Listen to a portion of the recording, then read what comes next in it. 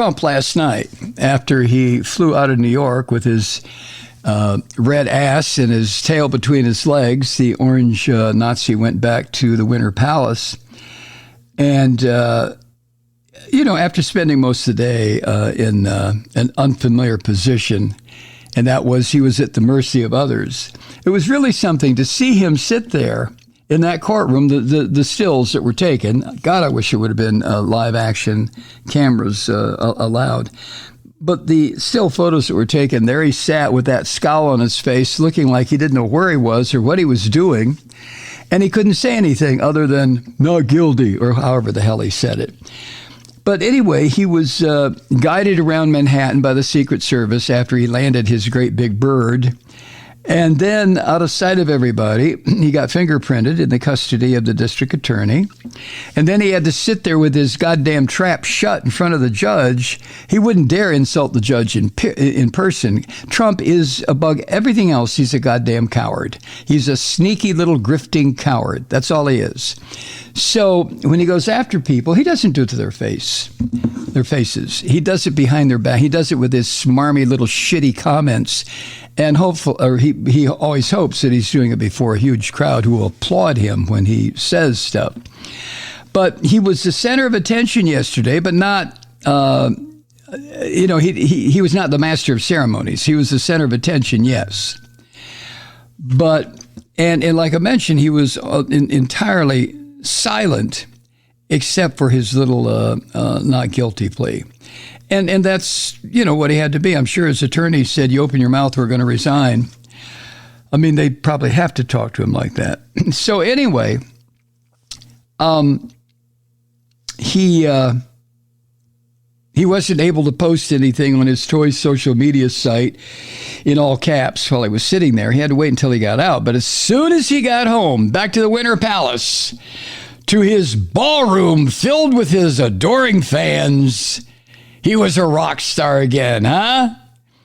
And as reported by the Post, he snapped back to his usual combative posture, lashing out at the prosecutor and judge in personal terms. And that's in spite of the judge admonishing him to watch his words.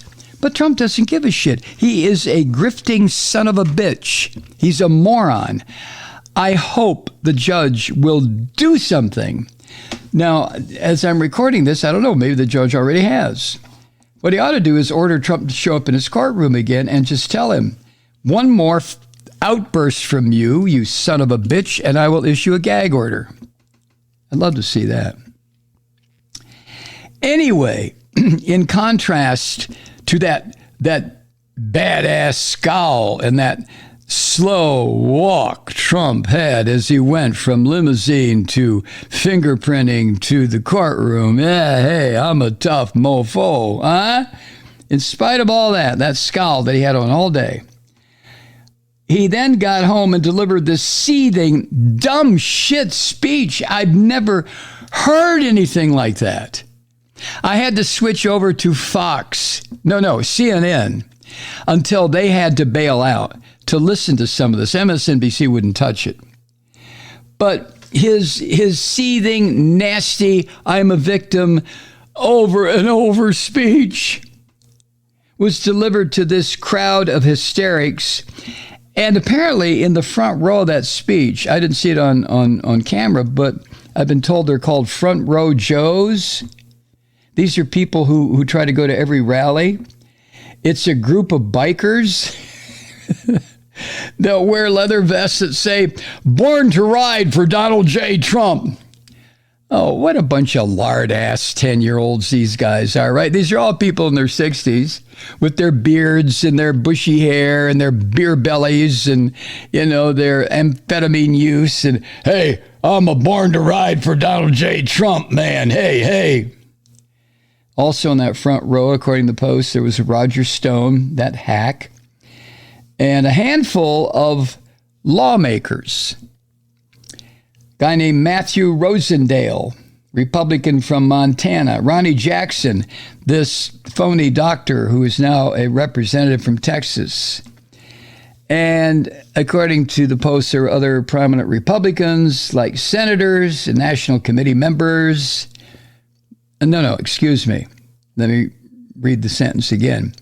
Many other prominent Republicans, such as senators and national committee members, passed on the invitation. Almost got it all wrong, didn't I? And that little speech that he gave last night at the Winter Palace, it was billed as, quote, "It will be a memorable and historic evening." Oh my God. I have never, I wasn't familiar except in passing with the term toxic narcissism until this stumblebum, this grifting bastard took office as president of the United States. But I fully understand it now. Toxic narcissism. Oh God. Caroline Wren, that's her name. She is a pro-Trump fundraiser who was at this circle jerk last night with Carrie Lake. Remember her? This failed newsreader and who thought she was going to be the governor of Arizona. And she's an election denier. And when she walked in, she received chants of, "Carrie won, Carrie won." Oh my God, these people. And Caroline Wren, who attended with Carrie Lake, said, quote, "It's weird to see all these people celebrating. I feel like I'm at a baby shower. We need to have an arraignment party." What? Baby shower? People say, well, whatever. They're all nuttier than a goddamn fruitcake. So this image of the scowling, tough-ass baby Trump sitting at the defense table in the afternoon and in the evening, there he was, just looking like somebody completely jacked up on some kind of drug, I swear. It highlighted the two worlds that Trump is trying to live in as he makes this absolutely going to fail run for the presidency again. In the one split screen, you might call it, image, he is a defiant political hero and polling leader for the Republican nomination. And in another, the other side of the split screen, he is an increasingly legal peril and a little pouty 5-year-old who just sits there wondering, what are all the adults saying? I don't understand the language. What are they saying? Hey, my attorney, what do they say? I don't get it, man. I don't get it. So a few hours after the Orange Nazi pleaded not guilty to 34 felony counts, the event at the Winter Palace Tuesday night was set up like a wedding.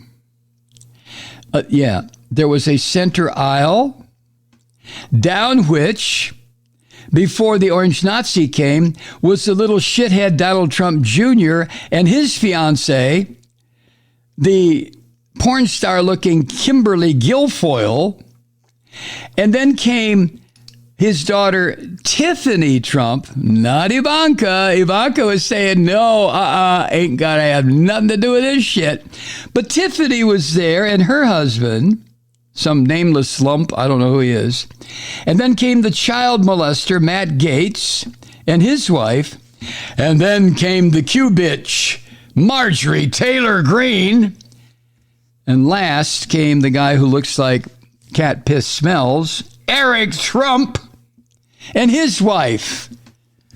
Oh, what a procession. And then apparently came the failed Jew who was kicked out of the religion.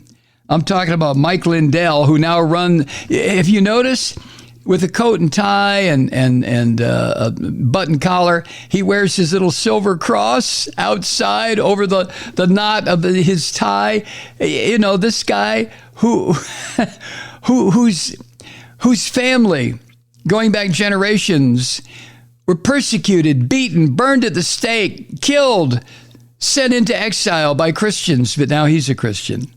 He's a goddamn maniac. Lindell, oh my God. He claims he is no longer a Jew, that now he believes in his Lord and Savior, Jesus, Pillow Christ or something.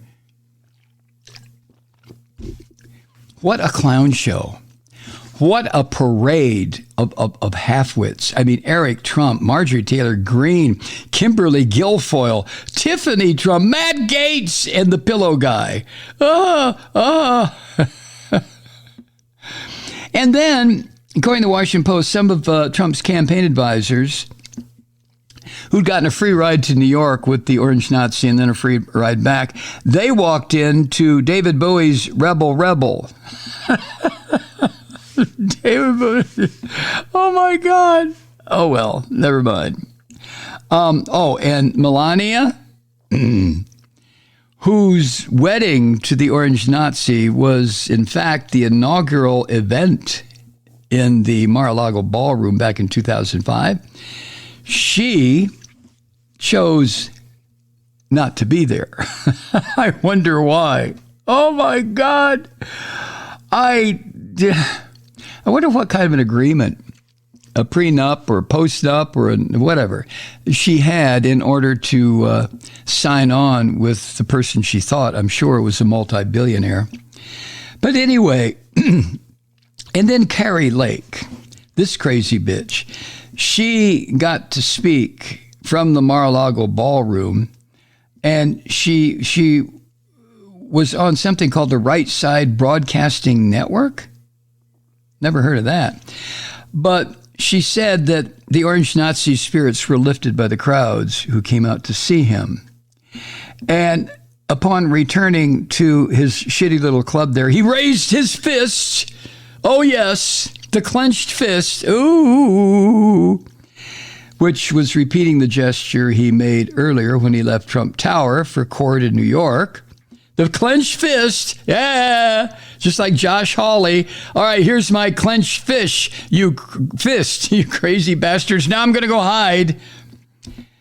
And apparently he traveled with a huge crowd of aides on that trip on his ancient airplane, some of whom tried to cheer him up by showing him tweets and statements and interviews criticizing the indictment by Alvin Bragg. Looky here, Mr. President, sir, your honor. Look at this tweet. I don't want to see nothing. Oh, look at this one. Oh, well, okay. Anybody got a suck or a popsicle? I want some ice cream. Ah! And then the Orange Nazi singled out the judge's daughter.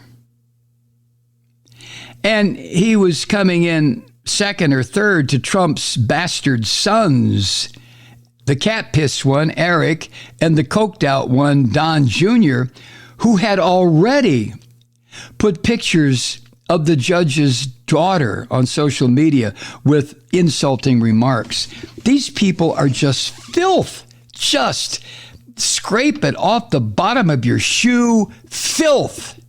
The whole family. God. Deep breath, Mike. Okay, time for a sip of River Moon coffee. I just can't believe this kind of behavior. It's so outside the norm. The expression goes beyond the pale. As to warrant what this bastard says and does as just being surreal. Like he lives in some other dimension for real. Please, Donnie, choke to death on a piece of hamburger. Come on. Get a great big bite of a Whopper, with all the pickle and shit in there. Go ahead. Come on. And then just swallow it whole. You can do it.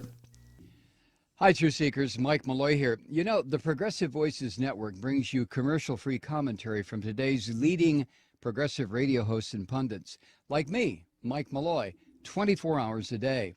I'm not your typical old guy from the 80s or the 90s talk radio host, and Progressive Voices is not your typical talk radio network. It's a listener-supported nonprofit with no corporate control whatsoever over our broadcast. So hosts like me, Mike Malloy, are free to rant and scream and carry on about whatever we like. We're often controversial, but we're never boring. Weeknights, 9 p.m. in the East, 6 p.m. in the West on the Progressive Voices Network. Always progressive, always on. I'm Mike Malloy. Keep it lit.